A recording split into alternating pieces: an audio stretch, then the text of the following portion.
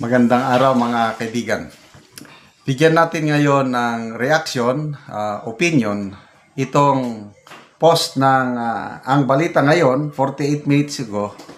Tungkol ito sa pahayag ni Senator Ping Lacson, ang bagong chairman sa Committee on Blue Ribbon Committee, tungkol sa pasabog ng mag-asawang Diskaya kahapon. Yung pinangalanan na ba ang mga kongresista, lalong-lalo na si Saldico at Speaker Martin Romualdez. So ito, humirit ang bagong chairman ng Senate Blue Ribbon Committee na si Senator Ping Lacson na dapat may resibo bago kasuhan ang mga nasa listahan ng mag-asawang kontraktor na sina Sara at Curly Diskaya. Sa panayam ng Abante Radio ngayong araw, September 9, binigyan diin ni Lacson na rerepasuhin niya ang nakaraang mga pagdinig ng Blue Ribbon Committee na ngayon siya na ang namumuno. Aniya, hindi pwedeng umusad ang kaso laban sa mga kongresista at opisyal ng DPWH kung wala umanong matibay na ebidensya. So ito ang sabi niya, kasi yung nangyaring pagtuturo ng mag-asawa, hindi pwedeng ganon-ganon na lang Kailangan talaga may resibo, sabi ni Lacson. Ngunit, maraming nagtatanong kung anong resibo, anong resibo ang tinutukoy niya.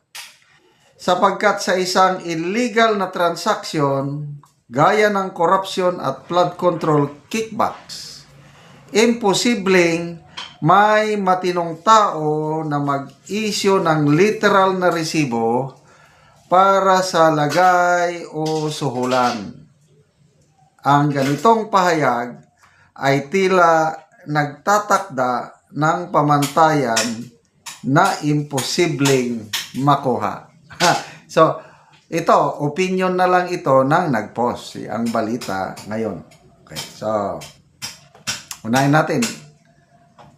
Ano ba yung resibo na tinutukoy ni Senator Lacson na pwedeng gamiting ebidensya?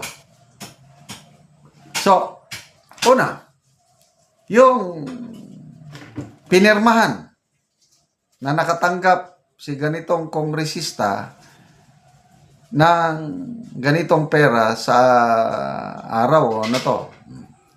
Again, ito na yung sinasabi ni Ang Balita Ngayon na imposible. Walang gagawa ng ganon.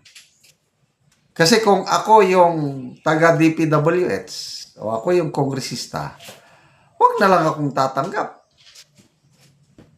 Maliban lang kung entrapment operation, kagaya nung nangyari kay Congressman Libeste, at yung district engineer sa Batangas, yun.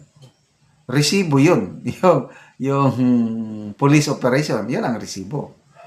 Kaya lang kung ang sinasabi na resibo is mga pinirmahan, sinabi na ng mag-asawang Diskaya na wala. Ano pa? Pwede siguro resibo yung CCTV camera. Kung meron. Kaya lang palagay ko, mauutak din itong mga politiko na walang makuhang resibo galing sa kanila. Kasi in my mind, kung ako yung politiko na ganon, sisiguraduhin ko na doon sa lugar na hindi ako nag-iisip din naman yan. So ano pa? Ang pwedeng resibo, yung narinig ko lang na pahayag ni Curly Diskaya, yung cellphone calls between Curly Diskaya at saka yung DPWH Regional Director 5 ata yun. Pwedeng makuha yun. Yun ang klaro na resibo. Kailan ang matumbok yung regional director.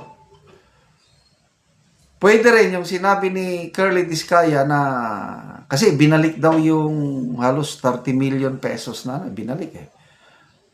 At ang driver ang kumuha. Driver ang kumuha, driver din ng regional director ang nagsauli. Kung may CCTV camera, ayun. Or kung umamin, magbigay ng testimonyo, sinumpang salaysay yung driver, ayun, pwede. Yun yung mga resibo. Ano pa bang mga resibo? So, again, parang napaka-imposible itong resibo na, although, tama naman si Senator Lacson. Kasi kung magsampa ka ng kaso, ang basihan mo lang yung sworn statement ng mag-asawang Diskaya, hindi enough yun. Dapat may corroborating evidences, witnesses, paper, So, napakahirap na tumbukin talaga. Napakahirap na mag-produce ng resibo sa mga ganitong transaction. But, it's now a common knowledge. Kahit ano pang pag-deny, si Mayor Vico Soto, ganun ang pahayag niya, meron talagang mga politiko, DPWH na may kagagawang kalokohan, may kasalanan, sinabi niya. Meron talaga. It's now, open secret. Problema na lang, paano mapatunayan sa korte na sila nga ang may kagawan nun. Kaya, mahirap pa rin. Ang mapaparusahan lang dito na nakikita ko, contractor, yes, mapaparusahan. DPWH, yes, yung Bryce Hernandez, yung Henry Alcantara, yung regional director, yan, may mga resibo na yan. Politiko, malabo. Maliban lang kung may mga ganon, yung mga cellphone call, mga CCTV camera na nagbigay ng pera, mautak din ang mga so may pag-asa pa ba tayo na matigil itong ganitong korupsyon? As of now, wala pa. It will take time siguro bago matanggal yung greed. Kasi habang buhay na buhay ang greed sa puso ng mga politiko, sa puso ng mga corrupt government officials, magpapatuloy pa rin. Kailangan, there must be some drastic action. I don't know kung anong drastic action para matakot ang mga corrupt na matigil na ito. So, good luck sa pag-produce ng resibo. Salamat mga kaibigan sa inyong pagsubaybay sa ating channel. Nakakatulong kayo ng malaki sa tribong talandig ng Bukidnon dahil ang channel natin ito, pantulong natin sa mahirap. Namimigay tayo ng libreng livelihood assistance, nagpapatanim ng saging lakatan at Arabica coffee. Panoorin niyo ang video na ito. Ano ko sa area ni Rodani o